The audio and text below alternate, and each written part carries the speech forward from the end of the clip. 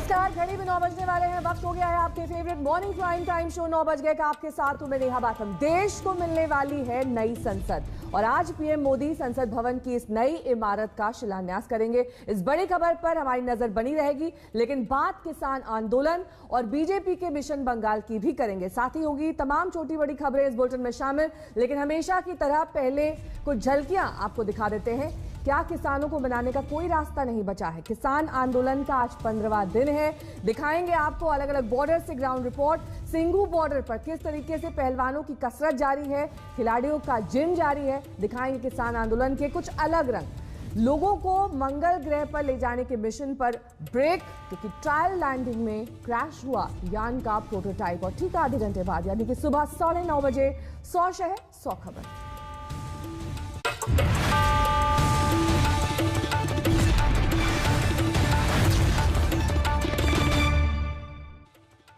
और बुलेटिन की शुरुआत किसानों के आंदोलन के साथ करेंगे। आज सिंघू बॉर्डर पर किसानों के आंदोलन का 15वां दिन है। किसानों को मनाने की सरकार की अब तक की कोशिशें नाकाम साबित हो चुकी हैं। कानून में संशोधन का सरकार का प्रस्ताव किसानों ने नामंजूर किया है। माहौल को देखते हुए विपक्ष भी एक्शन में आ गया है। राष्ट्रपति से हस्तक्षेप की मांग की गई है और इन सब के बीच किसानों ने आंदोलन को और तेज करने का ऐलान कर दिया है।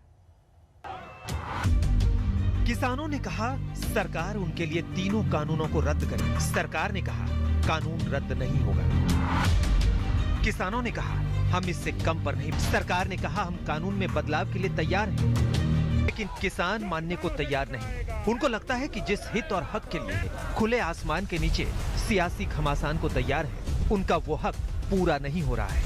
17 संगठन इकट्ठे दिए। जो ड्राफ्ट भारत सरकार ने दिया था वो ड्राफ्ट हमको मान्य नहीं है।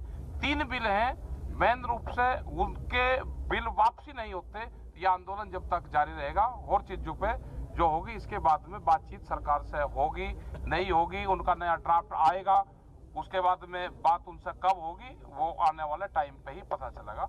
हम सब थोड़ा झुकना पड़ता है, थोड़ा रुकना पड़ता है, लेकिन यहाँ झुकने और रुकने वाली स्थिति दिख नहीं रही है। तो आगे क्या होगा? तो आगे अब किसानों ने आर पार वाली रणभेद। दिल्ली की सड़कों को जाम करते जाएंगे और पूरे देश में आंदोलन किस प्रकार से गतिमान हो उसके लिए सारे प्रयास किए जाएंगे, मगर जब तक 3 अध्यादेश निरस्त नहीं होंगे हमारी जंग जारी रहेगी। संघर्ष को आगे बढ़ाने का आज नए फैसले लिए हैं। किसानों ने न सिर्फ सरकार के सुधार प्रस्ताव को रद्दी की टोकरी में डाल दिया, बल्कि दिल्ली के बॉर्डर पर जमे आंदोलन को और बढ़ाने का ऐलान कर दिया। किसानों का पहला फैसला यह है कि जब तक तीनों कानून रद्द नहीं होते आंदोलन नहीं रुकेगा। दूसरा फैसला यह है कि 14 दिसंबर को बड़ा आंदोलन होगा, पूरे देश में धरना देंगे, जिला जिला धरना दिया जाएगा। तीसरा फैसला यह है कि 12 दिसंबर तक जयपुर दिल्ली हाईवे पूरी तरह बंद रहेंगे। चौथा फैसला यह है कि नए कानूनों के खिलाफ देश भर में रोज प्रदर्शन जारी रहेंगे। पांचवा फैसला है कि ज्यादा से ज्यादा लोगों को दिल्ली कूच करने को कहा गया है। और छठा फैसला यह है कि बीजेपी के विधायक, सांसद और मंत्रियों का घेराव करेंगे, बहिष्कार करेंगे। किसानों ने अपनी तरफ से अपना रुख साफ कर दिया है, लेकिन लगे हाथ बातचीत की एक गुंजाइश भी खोल रखी। वो हाईवे भले बंद कर दे, लेकिन सरकार से बातचीत और संवाद का रास्ता वो बंद नहीं करना चाहते। श्वेता सिंह और हिमांशु मिश्रा के साथ अशोक सिंघल, दिल्ली, आज तक। हमारे दो संवाददाता इस वक्त तमाम जानकारी के साथ हमारे साथ जुड़ गए हैं। गाजीपुर बॉर्डर से कुमार कुणाल हमारे साथ हैं और वहीं सिंघू बॉर्डर से अशोक सिंघल हमारे साथ हैं। अशोक, सबसे पहले आपका रुख करते हुए, क्योंकि अब बातचीत किसी भी दिशा में जाती हुई दिखाई नहीं दे रही है। तमाम बातचीत के जो दौर हैं वो फेल हो चुके हैं। आगे की किसानों की रणनीति क्या है? क्या है उनकी स्ट्रैटेजी? क्या अब सरकार के कान तक उनकी आवाज पहुंचे, इसके लिए किस तरीके से वो शोर करेंगे? देखिए, बहुत प्रेशर और ज्यादा प्रेशर बनाएंगे किसान। 12 तारीख को देश भर के जो टोल हैं उनको फ्री किया जाएगा एक दिन के लिए और जिला मुख्यालयों पर प्रदर्शन किया जाएगा। किसान धरना प्रदर्शन करेंगे किसान। उसके बाद दिल्ली जयपुर हाईवे को भी ब्लॉक कर दिया जाएगा। जिस ढंग से दिल्ली के चौतरफा इन्होंने ब्लॉक किया हुआ है, जयपुर हाईवे को भी ब्लॉक करेंगे। और उसके बाद 14 तारीख से अनिश्चितकालीन धरने पे, हड़ताल पे ये लोग बैठेंगे। तो किसान लगातार ये प्रेशर बना रहा है। और किसानों का कल भी जब सरकार के प्रपोजल को रिजेक्ट किया गया तो सरकार ने कहा था कि जब तक तीनों कानून वापस नहीं होगा, एमएसपी को लेकर गारंटी कानून नहीं बनेगा, कोई अमेंडमेंट हम स्वीकार नहीं करेंगे। इस सरकार को तीनों कानून वापस लेना ही पड़ेगा और सरकार इसके लिए कोशिश भी कर रही है। कल जो प्रपोजल रिजेक्ट किया गया था उसके बाद अमित शाह के घर पे नरेंद्र सिंह तोमर कृषि मंत्री और पीयूष गोयल की बैठक भी हुई थी, लेकिन किसानों का लगातार यही मांग है और यही प्रेशर है उनका कि कानून वापस होने चाहिए और इसके लिए किसानों का कहने की देश भर में पूरा मूवमेंट खड़ा कर देंगे अगर सरकार नहीं मानी तो। हमारे संवाददाता कुमार कुणाल भी लगातार जानकारी हमें गाजीपुर बॉर्डर से देते आए हैं। कुमार, सरकार के ज्यादातर नुमाइंदों का ये कहना है कि जो किसान आए हैं दरअसल ज्यादातर पंजाब से हैं और ये असल में किसान नहीं बल्कि आढ़तिये मिडिलमैन हैं जिनको नुकसान हो रहा है। ऐसे में आपकी क्या समझ है, क्योंकि आप काफी दिन से वहां पर कवर कर रहे हैं, ये किसान देश भर से वहां पर पहुंचे क्योंकि अब किसानों का ये कहना है कि और ज्यादा व्यापक हम इस आंदोलन को बनाएंगे। पूरे देश भर से कई ऐसे राज्य हैं जहां से अभी तक किसान नहीं पहुंचे हैं, वहां से भी किसान जुड़ेंगे इस आंदोलन में। बिल्कुल नेहा, और यही यहाँ पर भी किसानों का कहना है कि ये आंदोलन और मजबूत होगा। अभी मेरी बात हो रही थी कई सारे किसानों से, उनका तो कहना था कि अगर रेल चलती होती तो शायद और यहाँ पर भीड़ होती। ये कोविड का वक्त है, रेल नहीं चल रही है, फिर भी इतनी बड़ी संख्या में किसान यहाँ डटे हुए हैं। रुख जो है वो अलग अलग किसान यूनियन का अलग अलग है, लेकिन इस बात पर सब एक मत है कि जो तीनों बिल हैं वो जब तक वापस नहीं लिया जाता तब तक आंदोलन अलग अलग चरणों में चालू रहेगा। क्या है आप लोगों को अब क्या योजना है, क्योंकि अब तो बात विफल हुई है? ऐसा है, जब तक ये तीनों बिल वापस नहीं होंगे हम लोग यहाँ से बिल्कुल नहीं जाएंगे। और इस सरकार ने पूरे देश के संगठनों को एक कर दिया। अभी जो हमारा भारत बंद था, इतनी पब्लिक निकली इनकी शक्ति के बाद। इतना से हैं आप? मैं जनपद संभल से हूँ। संभल से जी। और आप कहाँ से हैं? मुजफ्फरनगर से। मुजफ्फरनगर से। यहीं टिक के रहना है? गाँव भुगाना यहीं टिक के, हटेंगे नहीं। हटेंगे नहीं? नहीं हटेंगे। जो वादे इन्होंने करके सरकार बनाई उसे पूरा करो सरकार। कितनी उम्र है आपकी? उम्र 70 साल। 70 साल के हैं ये, और 70 साल में ये जज्बा है कि यहाँ से हिलेंगे नहीं, डटेंगे, डटे रहेंगे। तो क्या है अब, चूंकि आप लोगों ने आगे की योजना भी बना दी है, तो क्या कंटिन्यू रहेगा या कुछ बातचीत का रास्ता? हमारे संवाददाता लगातार गाजीपुर बॉर्डर से अपडेट देते हुए, आज 15वां दिन है किसान आंदोलन का। हमारे संवाददाता आशुतोष मिश्रा भी इस वक्त तमाम जानकारी के साथ सिंघू बॉर्डर से जुड़ गए हैं। आशुतोष, अब बात बन नहीं रही है, जो संशोधन प्रस्ताव सरकार की ओर से दिया गया था उस पर किसान राजी नहीं हुए। उनका कहना है कि तीनों बिल वापस लिए जाएं। ऐसे में अब जो ये डेडलॉक की स्थिति है वो जल्द सुलझ जाएगी ऐसा लग भी नहीं रहा है। किसान वहां पर किस तरीके से विचार विमर्श कर रहे हैं, कैसे वो अब आगे आंदोलन की लड़ाई लड़ेंगे और वहीं पर डटे रहेंगे, इसको लेकर क्या कह रहे हैं?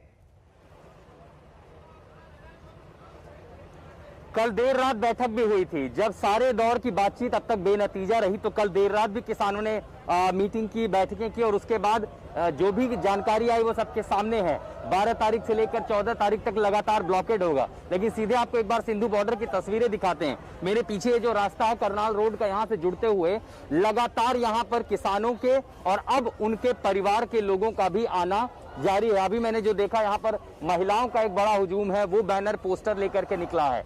सबसे बड़ी बात ये नेहा कि किसानों ने दो टूक कहा कि सरकार अगर ये इशारा कर रही है कि कानून में बदलाव होगा, वो अमेंडमेंट लाएगी, इसका मतलब सरकार ये मान रही है कि इस कानून में कहीं ना कहीं खामियां थी, क्योंकि अगर खामी नहीं होती तो वो बदलाव क्यों करते। और इसीलिए किसान चाहते हैं, उनको लगता है कि पूरा कानून ही गलत है, जिससे उनकी जमीन पर खतरा है, उनके भविष्य पर खतरा है। यहाँ किसान कटाक्ष लेकर ये कहते हैं कि देखिए, कई सारे लोग ये कह रहे हैं कि ये पंजाब और हरियाणा के किसान हैं। इन किसानों का जवाब है कि हमारी हालत देश के दूसरे राज्यों के किसानों जैसी ना हो जाए, इसीलिए हम सड़क पर हैं। यानी किसानों के पास अपनी दलीलें, अपने तर्क हैं इस कानून के खिलाफ है। और दो टूक बात इतनी है, कानून वापस नहीं होगा, वो घर नहीं जाएंगे, यहीं पर बैठेंगे।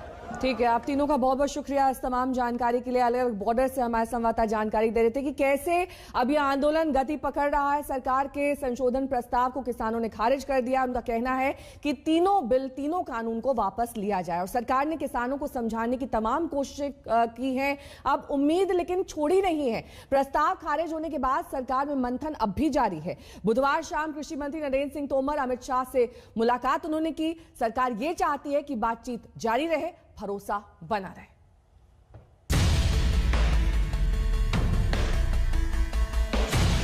5-5 दौर की बात हो गई।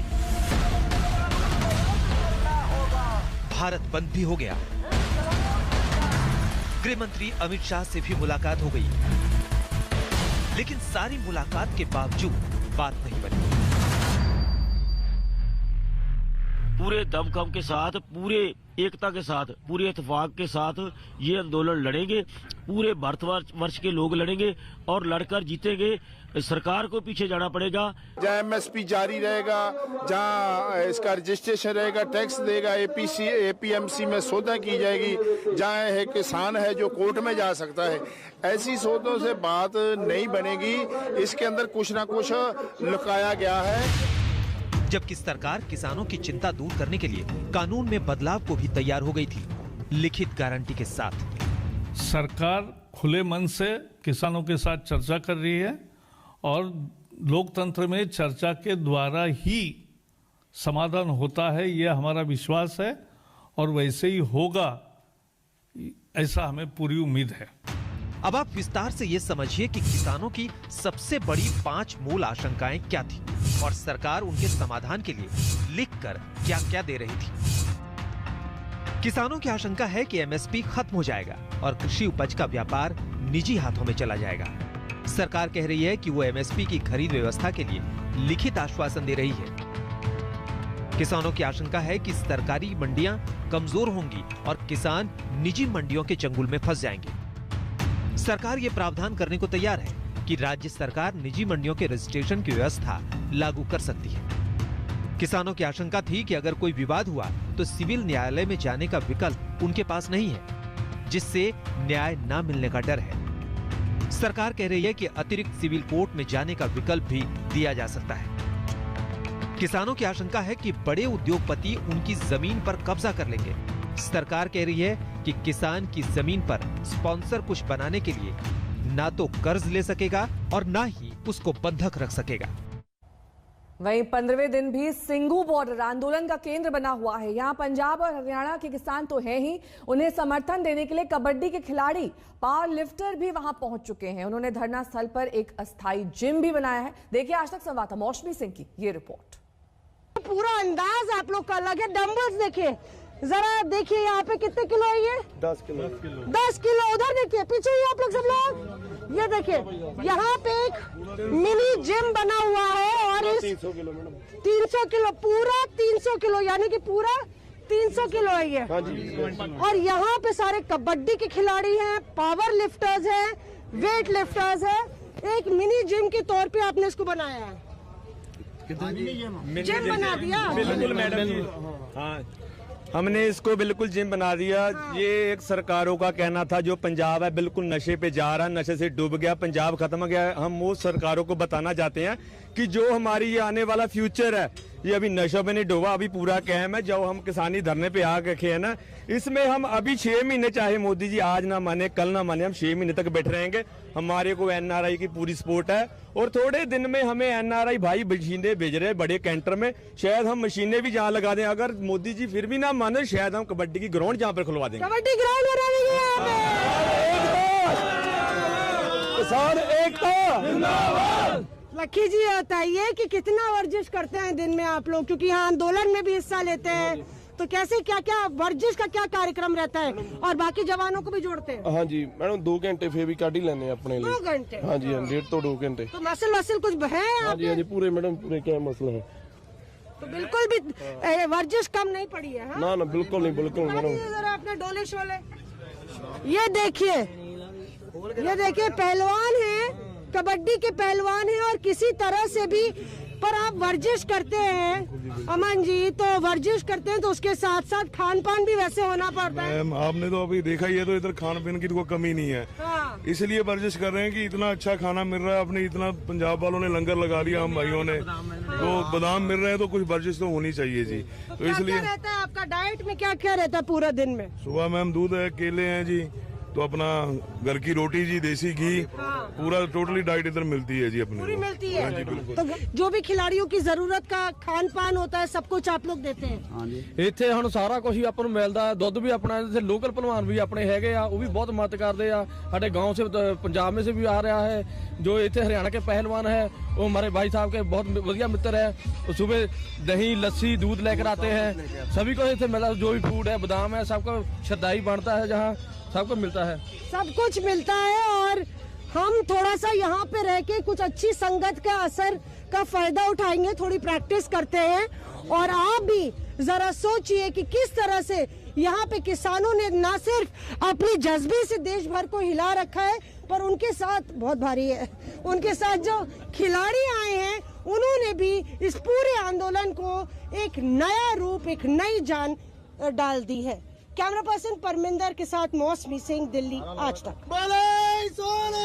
और अब बात बीजेपी के मिशन बंगाल की, क्योंकि बीजेपी अध्यक्ष जेपी नड्डा के कोलकाता दौरे का आज दूसरा दिन है। नड्डा ने ममता बनर्जी के क्षेत्र भवानीपुर में एक रैली को हुंकार भरते हुए कहा कि 2021 में पश्चिम बंगाल में बीजेपी 200 सीटें जीतेगी। पश्चिम बंगाल में बीजेपी और टीएमसी के बीच साफ टकराव दिखाई दे रहा है। कोलकाता के भवानीपुर इलाके में जब नड्डा का कार्यक्रम चल रहा था तो वहां से सिर्फ 100 मीटर की दूरी पर टीएमसी भी सरकार के खिलाफ अभियान चला रही थी।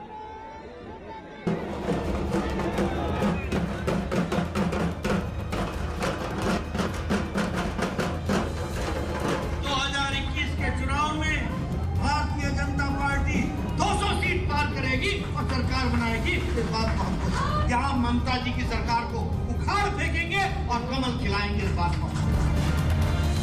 ममता के गढ़ में ये बीजेपी की ललकार है। बिहार में चुनावी जंग जीतने के बाद अब बीजेपी मिशन बंगाल के लिए कमर कस चुकी है। 2 दिन के दौरे पर कल कोलकाता पहुंचे बीजेपी अध्यक्ष जेपी नड्डा ने एक रैली में बीजेपी का टारगेट साफ कर दिया। 2021 के चुनाव में भारतीय जनता पार्टी 200 सीट पार करेगी और सरकार बनाएगी, इस बात को हमको। लोग भारतीय जनता पार्टी के साथ है, लोग मोदी जी के साथ है, लोग आशीर्वाद देना चाहते हैं। यहाँ वेस्ट बंगाल में 4 से 40 पहुंच गए, अब अंतिम छलांग लगानी बाकी है और वो हम 2021 में आप लोगों के आशीर्वाद से लगाएंगे। यहाँ ममता जी की सरकार को उखाड़ फेंकेंगे और कमल खिलाएंगे, इस बात को। पश्चिम बंगाल में बीजेपी अध्यक्ष जेपी नड्डा के दौरे का आज दूसरा दिन है। आज नड्डा ममता बनर्जी के भतीजे अभिषेक के चुनावी क्षेत्र में जा सकते हैं। नड्डा बंगाल में भरपूर तरीके से गरज रहे हैं, ममता और उनकी सरकार पर वार कर रहे हैं। ममता जी को देखें, सहिष्णुता, इंटॉलरेंस, दाई नेम इज ममता, ये दूसरा नाम है इंटॉलरेंस। राजनीतिक दृष्टि से विचारों का आदान प्रदान होना, ये प्रजातंत्र की खूबसूरती है। और पश्चिम बंगाल तो विचारों के आदान प्रदान के लिए जाना गया है, लेकिन आज मैं देखता हूं कि यहाँ इनटॉलरेंस किस तरीके से बढ़ता जा रहा है। अपने दौरे में नड्डा ने कल कोलकाता में बीजेपी दफ्तर का उद्घाटन किया। आज वो मछुआरों के संगठनों से मिलेंगे और नया वोट बैंक पार्टी के लिए तैयार करेंगे। वैसे ममता को उनके घर भवानीपुर में घेरने का भी बीजेपी का प्लान है। भवानीपुर में 120 दिन तक अभियान चलेगा और बड़े नेता दौरे पर रहेंगे। हालांकि टीएमसी नड्डा और बीजेपी के प्लान को हवा में उड़ा रही है। This democratic country, JP Nadda or anybody can visit Kolkata, but the fact is that JP Nadda is from Himachal. He is not familiar with Kolkata, Bengal, the culture, heritage, and history of Bengal.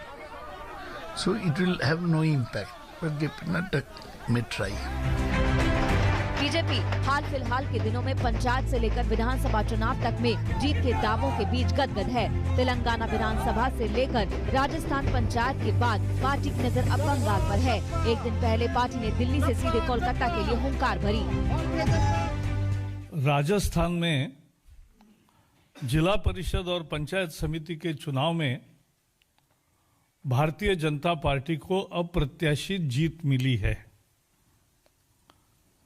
जिला परिषद के इस चुनाव में पूरे राजस्थान के ग्रामीण इलाकों के मुख्यतः किसान 2.5 करोड़ वोटर थे और उनका ये फैसला है। जिला परिषद के चुनाव में 636